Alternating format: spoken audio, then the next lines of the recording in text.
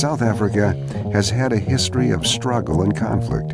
Most notably were the civil uprisings against the country's unjust segregation policy known as apartheid, which means the separate development of the races. Though it was abolished in the 90s, it has left an immense scar on the country's citizens. The Republic of South Africa is home to more than 43 million people. It spans an area of almost twice the size of Texas and is bordered by the Pacific and Indian Oceans. Its climate is mostly semi-arid, but along the eastern coast it is subtropical. Though South Africa is known as a middle-income country, it is still overshadowed by its continuing high AIDS and crime rates, as well as its alarming 30% unemployment rate.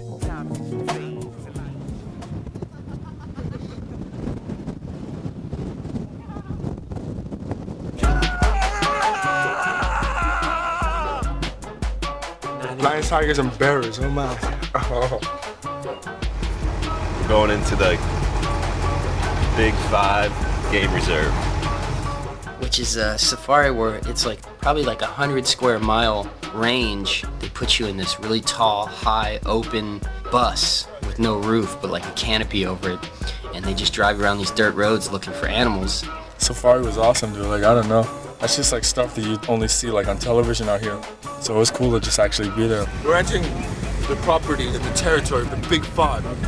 Vicious rhinoceroses, awesome leopards and cheetahs and lions. I don't know where my head was at, but I thought a safari was like in the jungle, like the Amazon or something.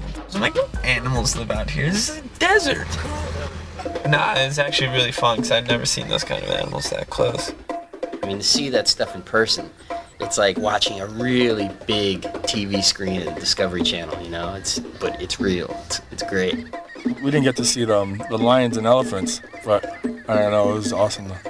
The best thing about the safari was we saw a big rhino in the middle of the road, and that was probably the coolest thing.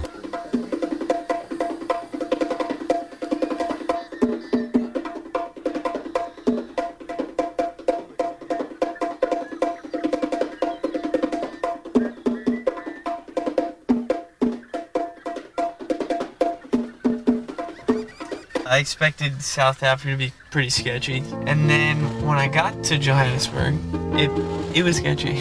They were just like telling us like all these areas that we weren't allowed to go into, like no downtown. I was like, forget about it, I'm from New York, I can handle it. And they were like, nah, you don't want to like go down there. Like these people like carjack you and then shoot you anyway for fun. We played it safe, stick to the hotel and like the local clubs and malls. The skate parks in South Africa are actually a lot better than I thought they were gonna be. Most of the stuff was pretty good. I mean, some stuff was crazy, and it was like ridiculous, like Africa hot out there, like, you know? But I don't know, most of the stuff was pretty good. There was definitely some sketchy stuff out there. I remember one bank, it said, "Do not skate, dangerous" on it. The metal at the bottom was flapping up really high, but we still skated it.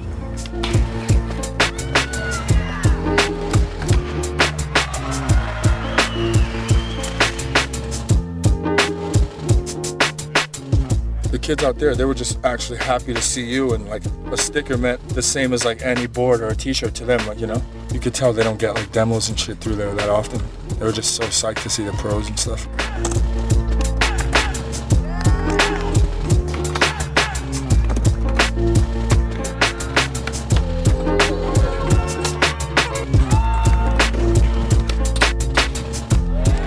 Second demo out, I'm going to do a kickflip figure on the quarter pipe. I lose the board and it just hit me in the ankle and I folded. By the end of the night it swelled up, and so throughout the remainder of the trip I was trying to skate on a really bunk ankle. Usually when you show up to a demo, you're the last one to arrive and you're the first one to leave. We were the last ones there and the last ones to leave. Partly it's because Keenan, he'd start skating and we'd just sit there and skate all night long. It was actually really cool. Steve and Keenan and Huff are like totally the type of dudes that, you know, can just sit around and skate with anybody. I don't know, we'd just stay there. Like the guys would come out and tell us like, okay, that's cool, like thanks for doing the demo. We'd hang out for a bit, do a little autographing and sticker tosses and boards and stuff, and then go back to skating. The kids that hung around, they got to see like the actual real demos. There's always like one little kid that somehow gets on tour with you, like a local kid who's, I don't know if he's friends with the distributor, it's like his older brother skates, I don't know. But we had Jack the Maniac. Jack and Keenan just hit it off. It was pretty rad. That was Keenan's little buddy the whole time. He tortured him, he gambled with him, he threw him in the pool. Thank God it was him that got picked on and not me. That's all I really have to say. I know, usually I can't chill with like little kids just because they're like little brats, but he was an exception. He was like an older mentality, like, you know? I taught him how it was to be an adult, like, I'll take your money, I don't care how old you are. Little Jack is crazy. When we got off the plane in Durban, we had just come from Johannesburg, and it was just like the craziest like weather change, like so tropical. Just started dripping sweat. We were in Durban for what, 3 days, skate the same skate park all 3 days, and not because we really wanted to, we just didn't have anything else to do, and it was like skating in an oven. This is torture.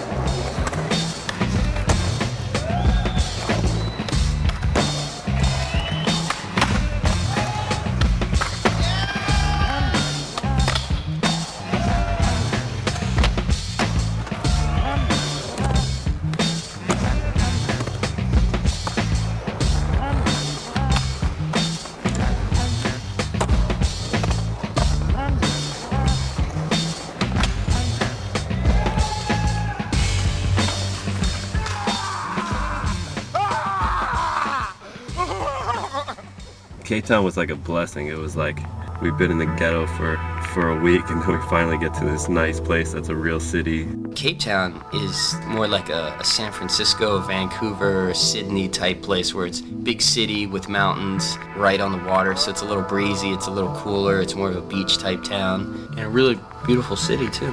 I think one of the most awesome things was the fact that like right there where we were sitting right on the beach having like dinner that one night, it's like right where the Indian Ocean and the Atlantic Ocean meet up.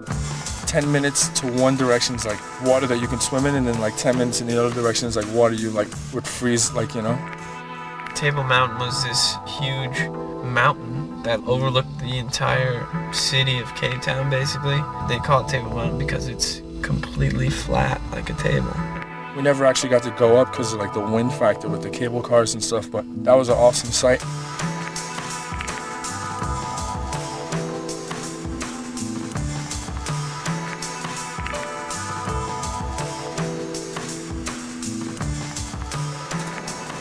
None of us wanted to skate at all. It was like 10:30 in the morning.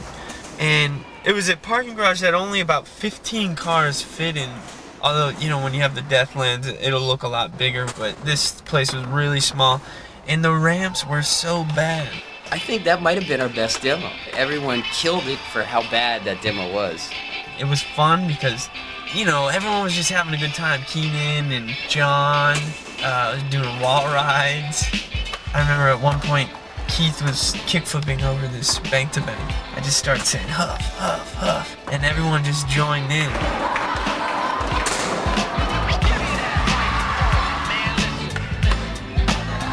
That was what was so rad about the demo, is that everybody was there, totally appreciated us. There was the one extreme park, which was pretty useless, I'd have to say.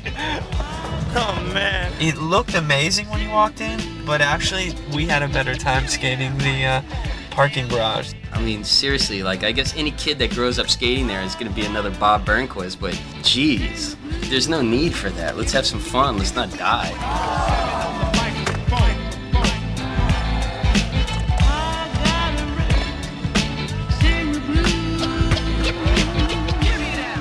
I'm gonna need to grind this real.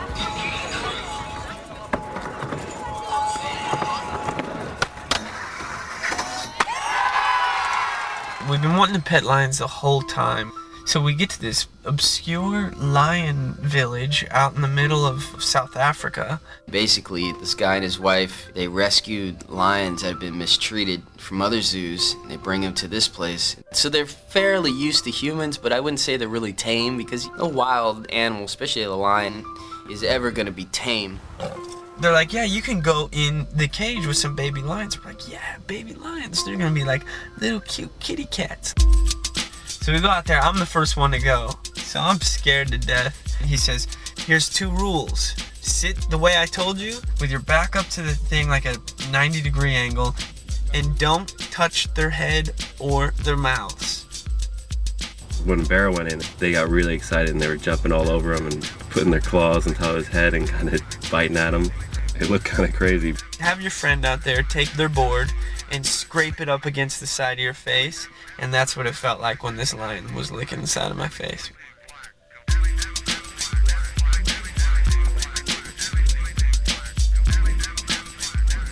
It was definitely rad to pet a baby lion. I think I'd like to have one, but I doubt that would happen. Anyway, Keenan walks in. He doesn't sit straight. He has his knees propped up, and Keenan decides he's just gonna put his finger in the lion's mouth and pet its head and all kinds of stuff. He had no regard for what this guy was saying. And the thing is, it didn't bite him, and I think that only could have happened with Keenan. If it was me, if I touched the guy's face while he was licking me, he would have bit my neck off. I mean, it's all an experience. If you live through it, then you live through it. If not, then you get mauled. So I just always take the chance and just to say I did it, to have a good story to tell afterwards,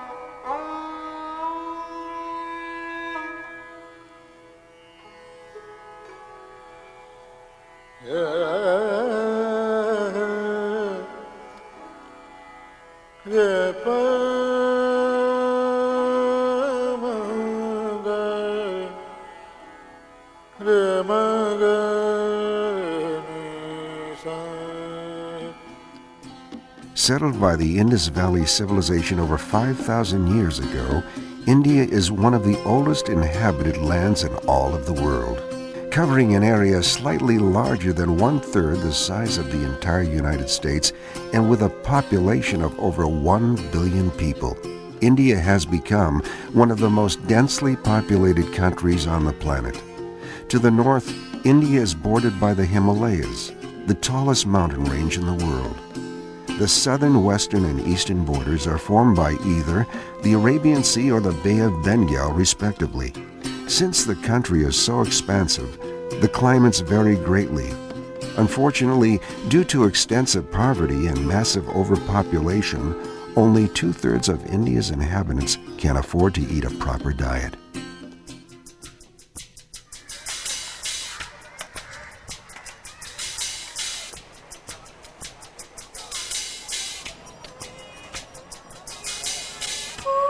My mother is from India. She grew up there, and I'd been there when I was a child. I was there 13 years ago, and I just decided it was time to go back. I talked to Lance about it many times, about us going over there and seeing if there's anything to skate. We decided to put this trip together, and we figured where there's people, there's pavement, so got to be something to skate there. We went to India without a plan. We didn't know what cities we were going to. We didn't have any reservations anywhere, any hotels or anything. So we got there, we all sat down and we're like, okay, let's just go to these 5 cities and check it out, let's just go for it. Not to brag, but I've been all around the world. I've seen a lot of stuff, and I've never been culture shocked. But nothing ever prepared me for going to India. I just walk off the airplane, get into the airport, and I'm just like, what's that smell? And later on, I would find out that this smell is just everywhere in the whole country. The first day there, I seriously, in all truthfulness, thought that I was gonna fly home the next day because it was just too much to take. Everywhere you look, it's something new, and it's just so much to take in. You're put right in the mix, it's madness. All of a sudden, the smog in LA doesn't seem that bad. One of the big reasons why I was bugged out about India was the traffic. 24 hours a day, down every major highway, street, alley, path, sidewalk, whatever. Traffic there is so heavy and they drive so fast. But we'd run halfway across and be stuck in the median, which was only maybe 2 feet wide. There were just millions and millions of cars and these things called a rickshaw automobile. It's got like little motorcycle handles, 2 wheels in the back, 1 wheel in the front. This is a horrible, weak moped engine in there. Picture the worst driver of any of your friends. Imagine driving with him really fast in the city with no doors on the car. The funny thing about skating there is that it doesn't exist. A majority of people like had no idea what it was, like never seen it, and that might have been like their only interaction with skateboarding.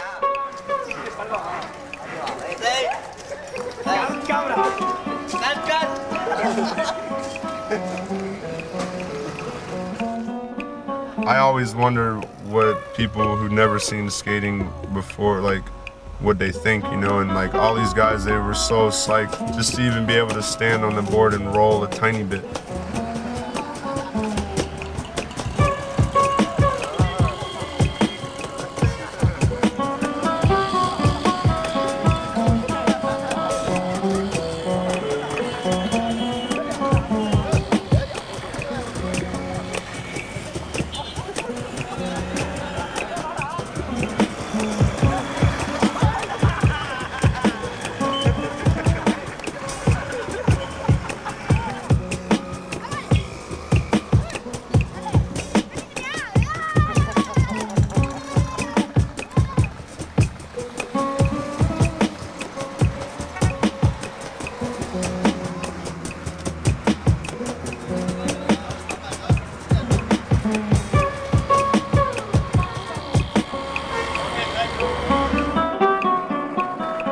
There's seriously not that much stuff to skate there, and we're trying to like turn nothing into something, like just make something a spot.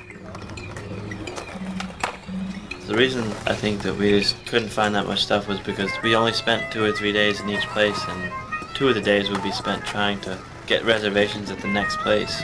There's a few little spots, but I wouldn't be rushing off to plan those skate tours there or nothing.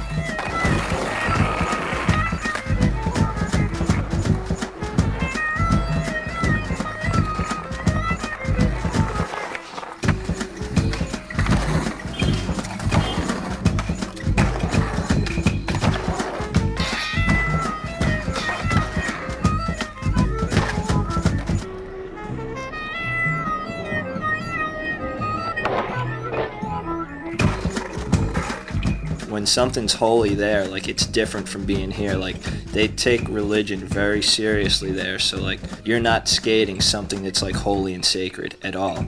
And like that was the only stuff that would be marble and like smooth, and we can't skate this stuff because who knows what's gonna happen to us, you know? We took trains pretty much everywhere. Trains were, you know, really cheap, and if it was a long train ride, we get a sleeper car. It's like an enclosed room with just little cots. At all the train stations we'd go to, we'd be waiting for our train or whatever, and we'd all just be sitting around talking or whatever, and there'd be a crowd of like 6 or 8 dudes around us, just looking right down at us.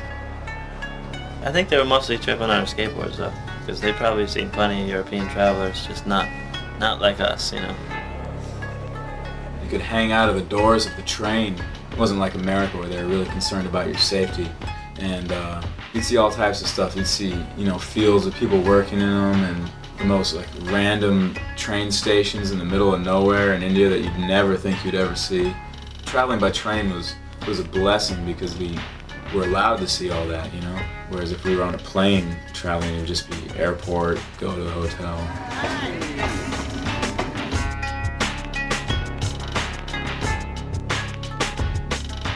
Goa is a state in India. A lot of people think it's a town, but it's actually a teeny little state with a whole bunch of little beach towns in it. And it was my decision to go to Goa because I had heard about it, that it was really beautiful and that a lot of people from around the world went there, and there was big parties there. And unlike the rest of India, it was really like unpopulated and quiet and just beautiful beaches. It's just like the best beach I've ever been to, that's for sure.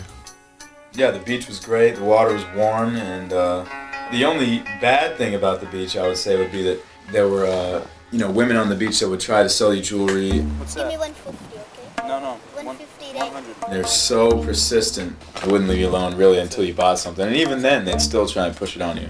We stayed at this place on the beach called the White Negro.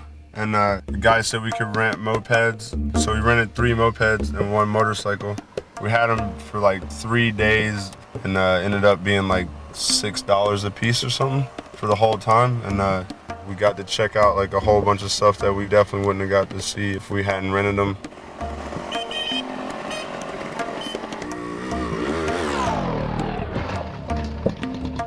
Anjuna Beach was beautiful. You could sit there at night and look at the stars and look at the waves. Wish that you were there with a girl instead of 5 skaters. If I ever made a trip back to India for some reason, that's the place I would go.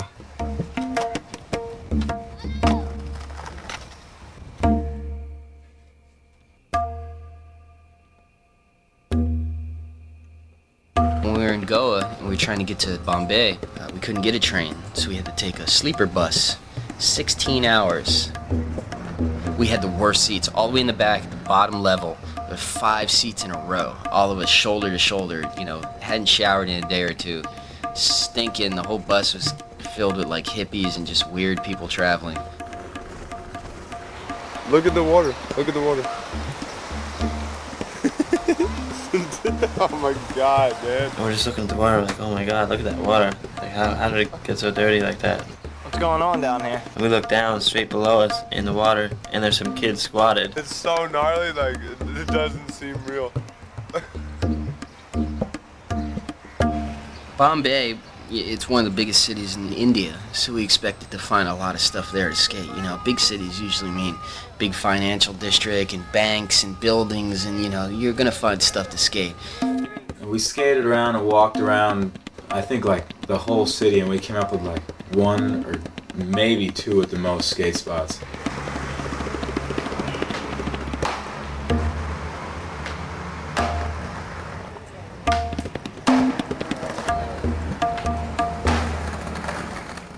So we decided to go to this tank, and a tank is kind of like a man-made pond.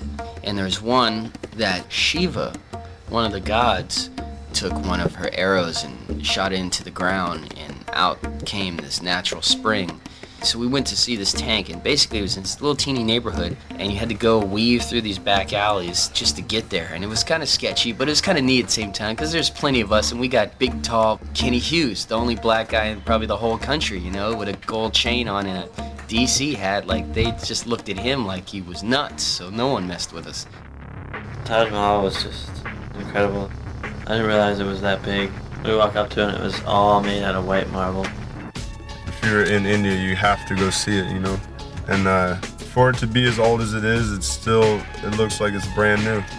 I never would have thought that I ever would be there or even ever have a reason to go there. And now I see it, I'm just like, whoa, like I was there. It was one of the best things I've seen in India and in my life, actually.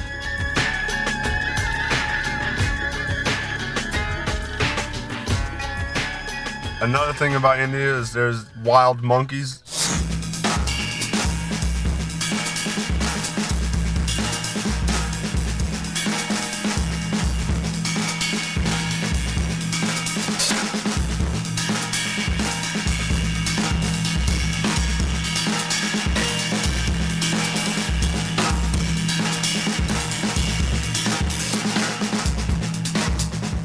When we're in Varanasi, they're like just everywhere. We could go up on the roof of the hotel and look around, look out, and we could see the monkeys climbing from building to building, going into people's open windows and coming out with shirts or shiny objects or bottles or something. They kind of terrorize the people who live in the houses and stuff, you know, because they're just wild monkeys, and they're so human-like, but at the same time, they're like wild animals, so you gotta be careful, you know.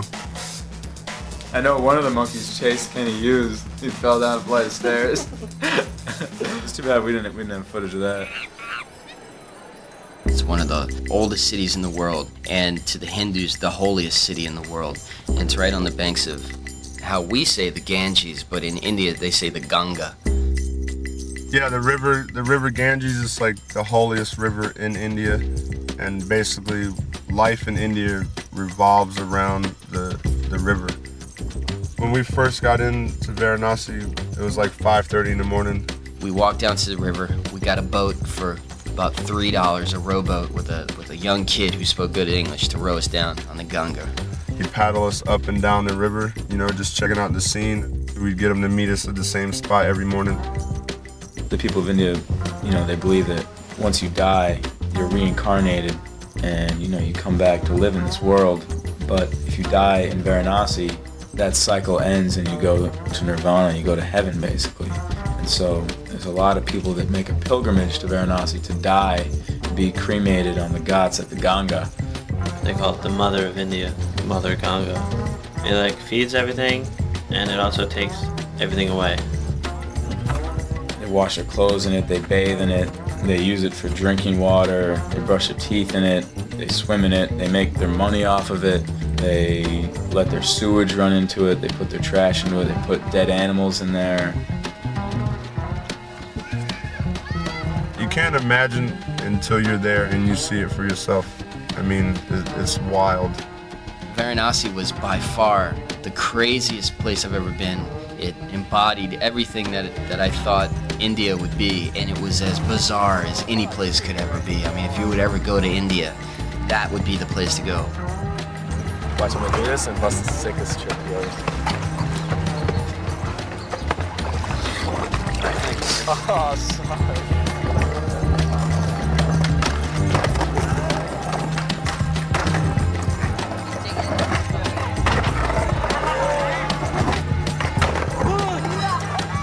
It's just funny to think about how like something like as simple and as easy as skateboarding that we take for granted, like it doesn't even exist in that country. And this was like us like bringing it to India.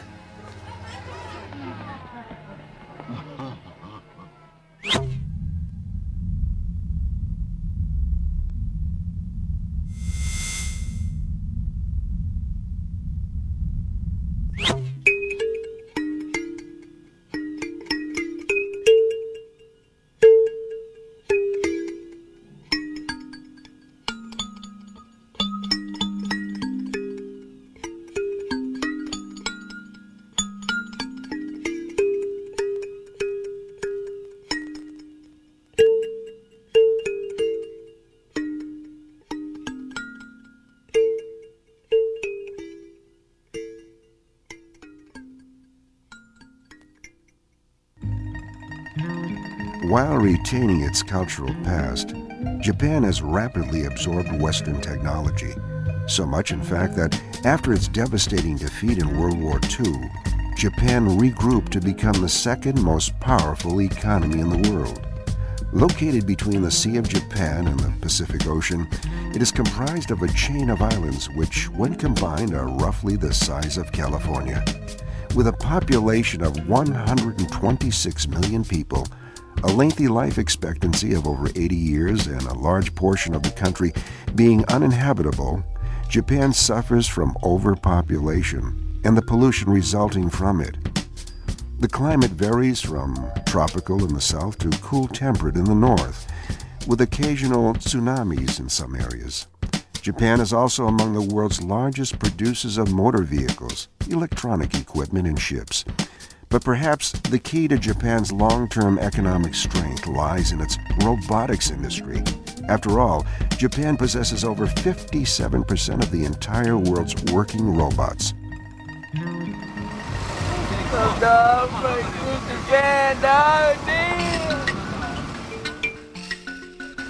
Dude, how big does my nose look right now? Bro, my teeth.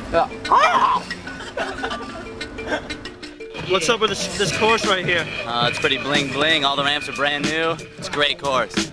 Skate parks were, I wouldn't really consider them a park.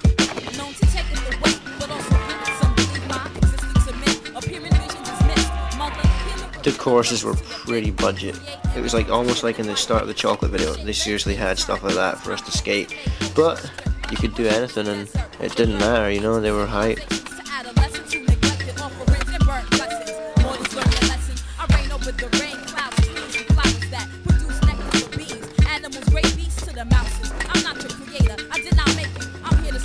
While other gods would enslave you, I'd rather use my gifts to nourish and flourish the land. The next day we go to do a demo, and we're skating for a little while, and all of a sudden my board flies over the back of this ramp. I go to pick up my board, and there's shit all over my wheel. And I'm just like, oh my god, dude, this is how it's gonna start out.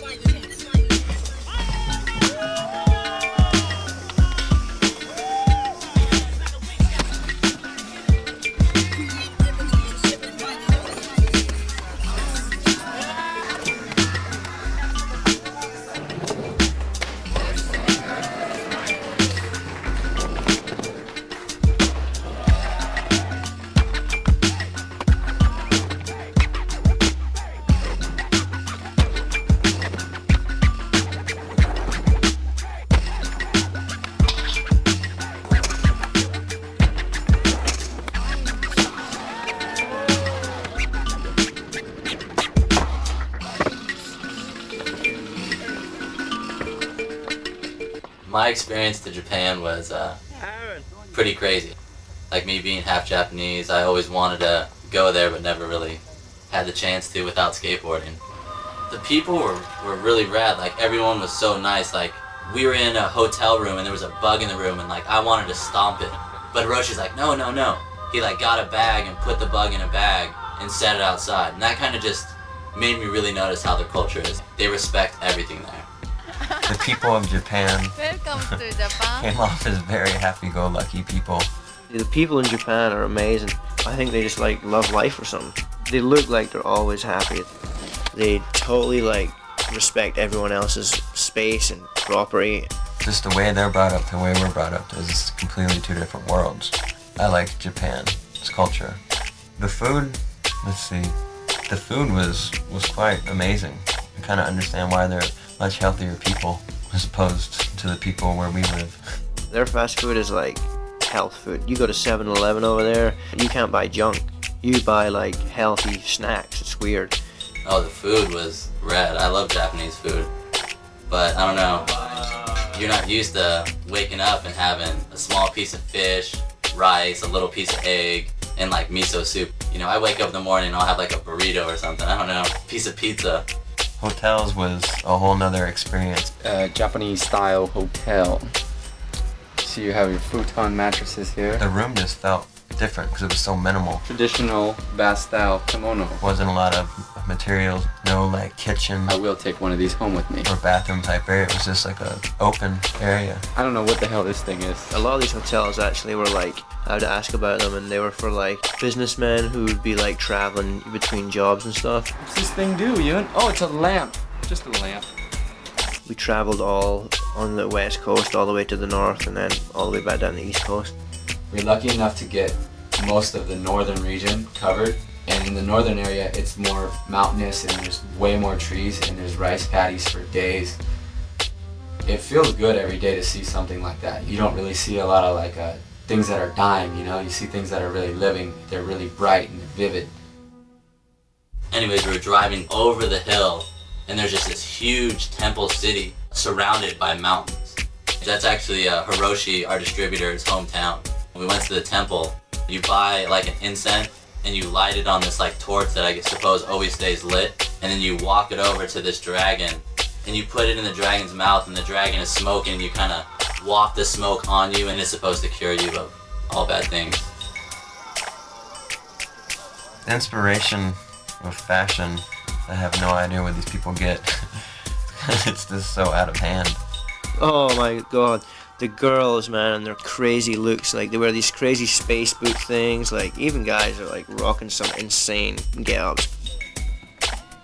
Skateboarding out there was rad. I like the weather a lot, a little humidity in the air, but the best thing about it probably was all the spots are so untouched, and you'll just find the most amazing things that have never been waxed, never been grinded.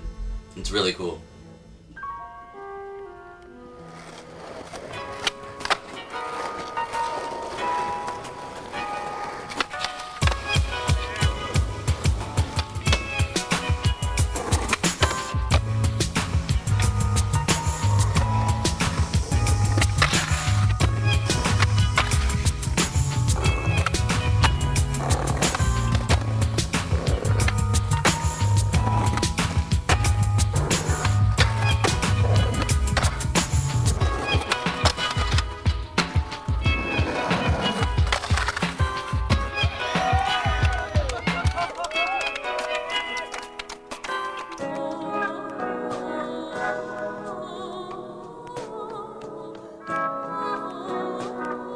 While we were there, we went to this one town, and like once a year there's this like humongous fireworks display. Like it's a big celebration, and literally there was like thousands and thousands of people.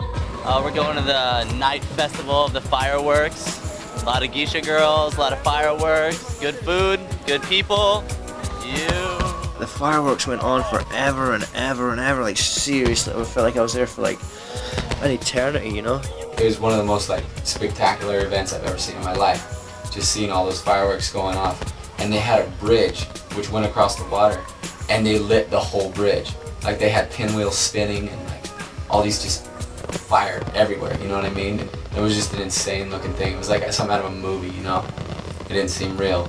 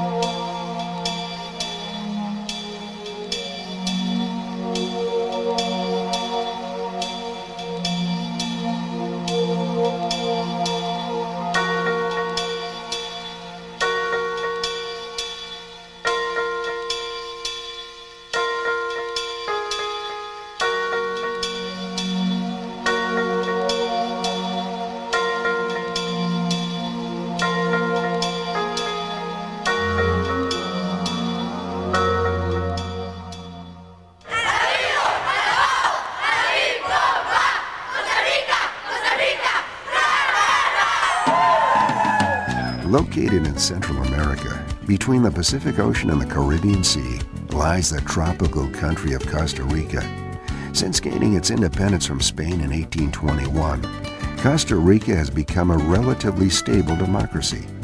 In fact, they are one of the only countries in the world to have absolutely no military. Only covering an area the size of West Virginia, Costa Rica is literally filled to the brim with every type of terrain imaginable. Near the center of the country, you'll find rugged mountainous regions, and if you head to either coast, you'll find some of Central America's most exquisite beaches, not to mention a few of the most sought-after surf spots in all the world.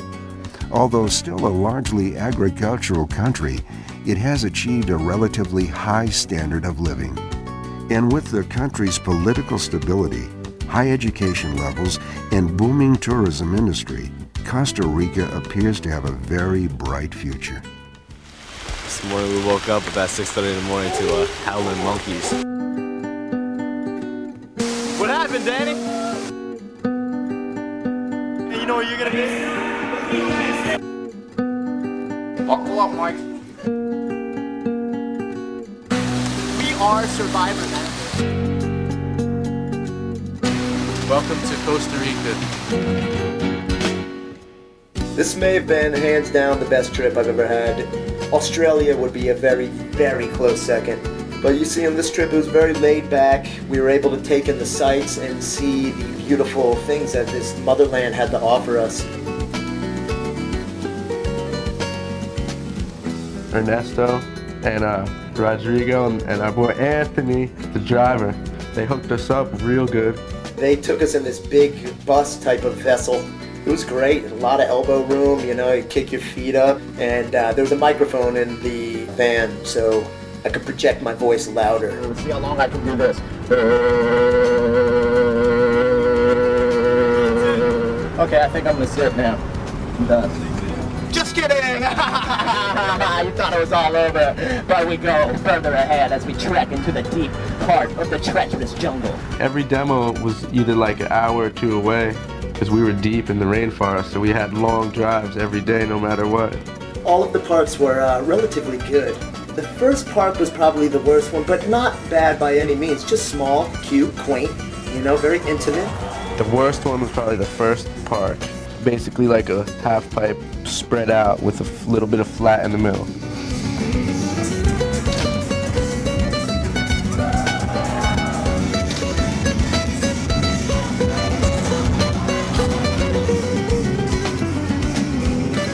Frey's in the hospital right now. He got hurt bad. That's why he's not here signing autographs. There was a lot of autograph signings where you would have to go and just sit at a skate shop. Usually they'd be in a mall and there'd be like a line of 50 million people and they'd sit us down. And being in the mall, more people would show up, so the line would just never end. We signed, I couldn't even say how many. You're signing kids like a shirt the first time and then he jumps back in line and he comes back and he wants his shoe signed or something, so it gets a little frustrating, but I mean, it's all good. The street skating was kind of limited. There wasn't much to skate. All the spots, they're made out of like pumice. They're real rough. Street spots are gnarly. No one really skated on that much besides Freddy.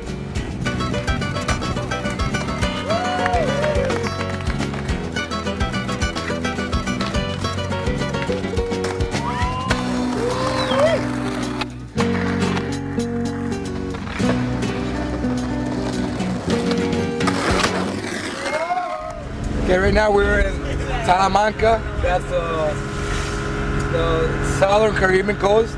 There's a lot of wildlife around. You guys are gonna check out. We're doing a couple of walkthroughs, do some trails, maybe see some wildlife and chill. Chill. The guys were like, "Oh, let's check out a waterfall." We're like, "All right." So we just started hiking, and the hike turned into like a 2-hour hike. That was some shit that we didn't know we were getting into. We had to walk on these sketchy paths that were all muddy, and we all slipped and fell. Everybody went down, but G was, probably down the most, I believe. Straight up, dude. My backpack was so freaking heavy, and I kept falling and sliding.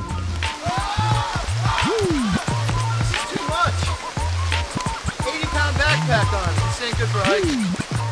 And next thing I know is we're near the waterfall, but we got to walk through a stream to get to the waterfall, and we got our skate kicks on, you know. Peace out to those things. What happened, Danny? Lost my sandal.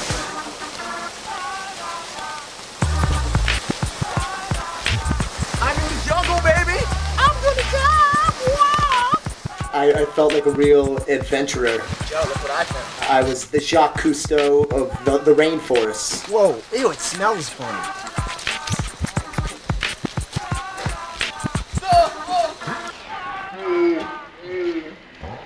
There's one hotel we were at. There was like a little deck outside the pool, and we just took the bars off that went around us, and then you could skate off the deck into the pool.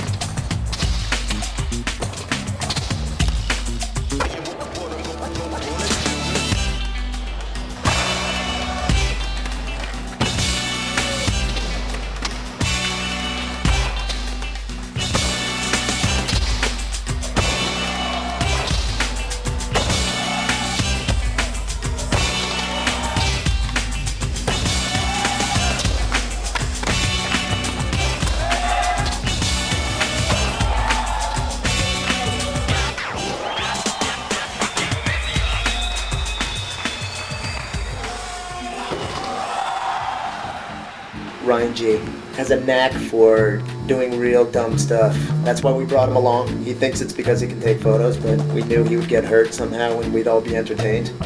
Okay, we are at this hotel. There's a little fenced-in area where there's these deer living next to these pool tables and stuff, you know, little outdoor scene. It's good, it's great, nice ambiance. So I decided to hop the fence just to get close to the deer because it looked like a petting zoo thing.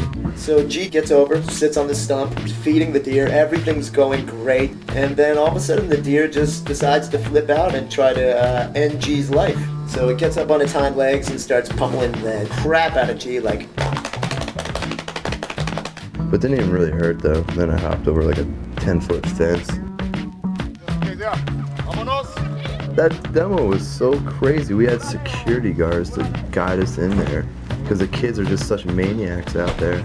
And then we go in one by one. They call your name, you go in and you go off. Kill it! You gotta kill it! You go in and all these people are just like cheering your name, just freaking out. It's a good feeling to know that people are psyched on you.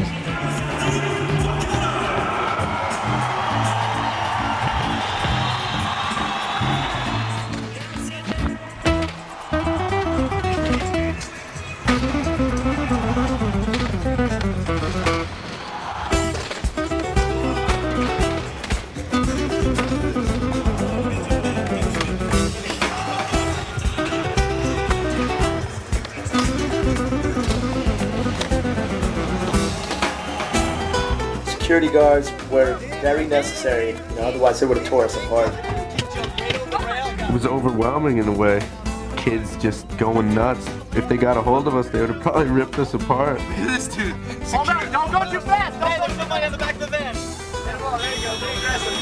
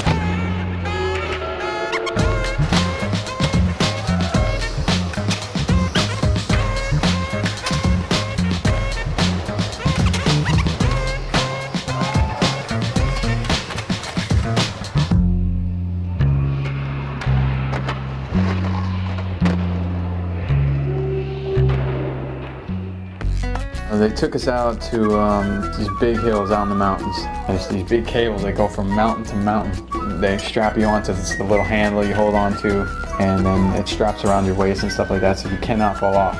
And you just go from one side of the mountain to another, and you're just cruising over at different heights. And the last one's so high. It was just like the best experience I ever had in my life.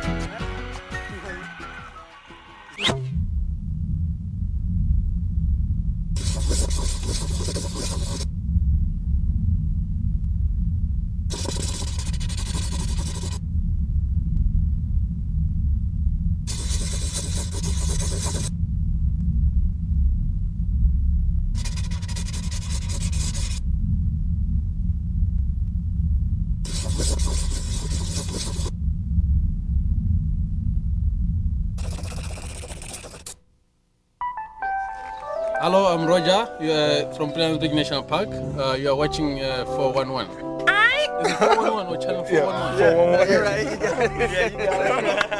Nice, man. Best zoo I ever been to. Some people think it's sketchy, but that's what a zoo should be. It's like, you go to a zoo in the States, and if you're trying to get next to a lion, you're gonna have a huge fence with a cement wall and a big moat around their area, so you can't even get near it. This one had baby lions like 2 feet away, and you could just reach in and try to grab them, and they'd just kill you. The zoos were nuts, dude. Like some of the animals were like free, like running around, little monkeys and stuff. There you go.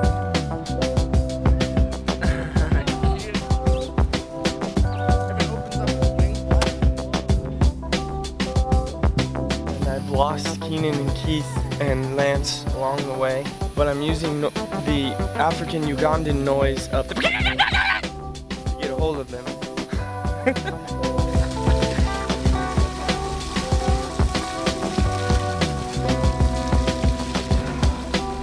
Yeah, so we're on the beach in Goa, and then I was just kind of joking around, like climbing up this palm tree, and then Dawes is like, "Yeah, dude, go to the top." I'm like, "No way, dude."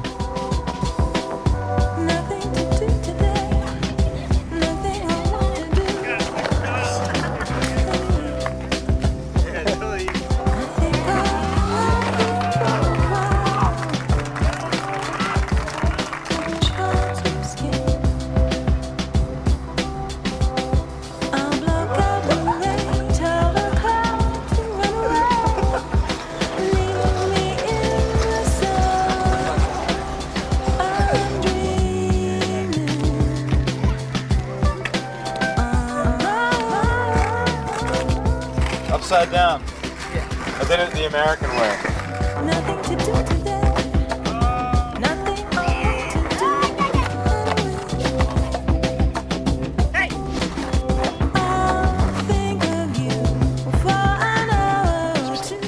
Oh, check his eyes out. He's got one green eye, one blue eye. Welcome to hello. Yeah. Welcome to Japan. Welcome to Japan.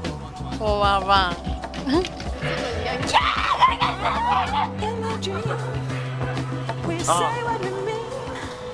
Style's fresh, no cameras fresh.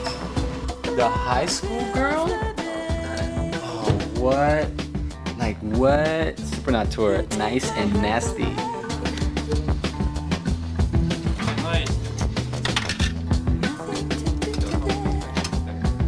When I smoke, it makes me have a clean and tender heart. Transport Skateboarding Magazine presenta El Hábitat for Skate Tour Costa Rica 2001 con la participación de Kerry Getz, Danny Garcia, Tim O'Connor, Brian Williams, Rob Duhusky, Fred Gold. Losing my breath. What else to say? And film that record. Just turn this, pan over this. Camera might splash.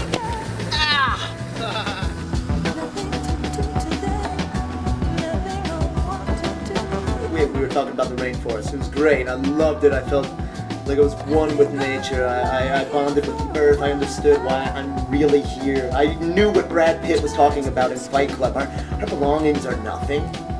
Our belongings end up owning us. If you, what am I talking about? Question? That's the kind of stuff you can't pass up. No matter what, you take your chances and just go for it, and it turned out to be really fun.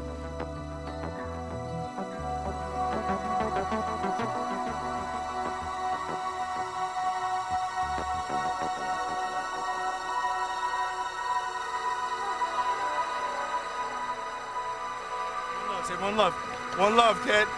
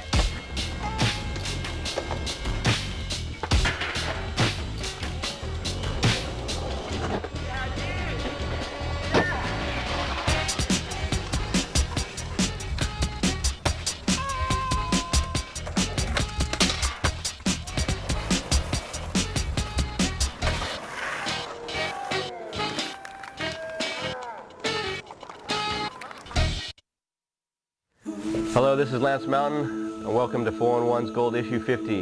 In this issue, we're going to start off a day in the life with Jamie Thomas. Next, we have 4-in-1's 50 greatest openers. Private Property, Steve Barra Skate Park. Next, we have a 5 with Tony Hawk. Pro setup with Chad Muska and his beats. And finishing it up is Road Trip with The Firm and Friends in Barcelona, Spain.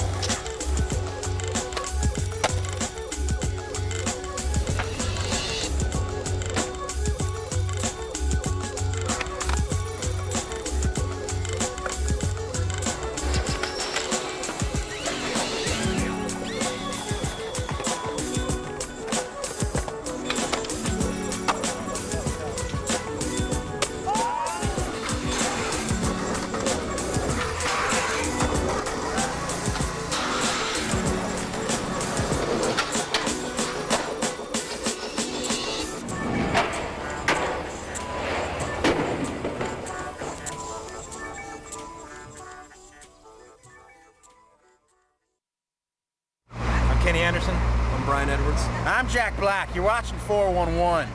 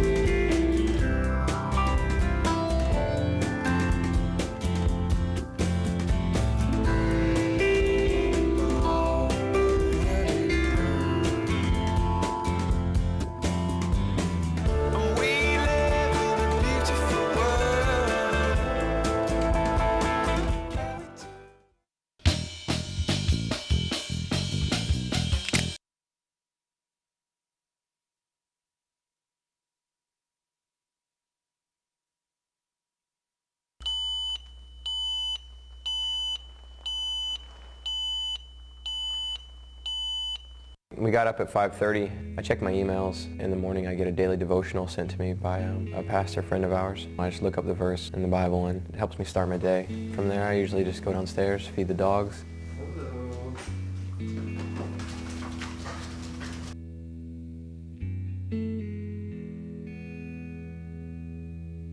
At about 6:30, 6:45 we left for the airport.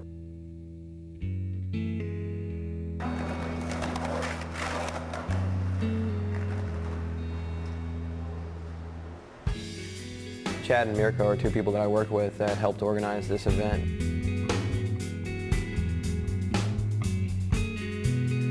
We got there was only one person in line. We were there super early, so we pretty much either kind of caught up on rest that we didn't get the night before there, or on the way to Kansas City.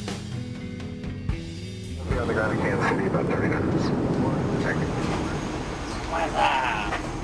Because I'm a Christian skateboarder, we get people interested in me coming to their church and doing demos. 11,000 flyers, and then... The person who contacted us from the church's youth ministry, his name was John Perkey. We went to a skate shop that I'd never even been to. And then right when we walked in, they're like, you know, Jamie Thomas is coming? Like, yeah, he's coming. Definitely a blessing to have him there trying to, you know, do everything he could to make our stay comfortable. So, I mean, people were really excited, so. It's always good when the course is, you know, good. That wasn't the case here, though. The course was all well made, but it wasn't designed in a way that there were that many options.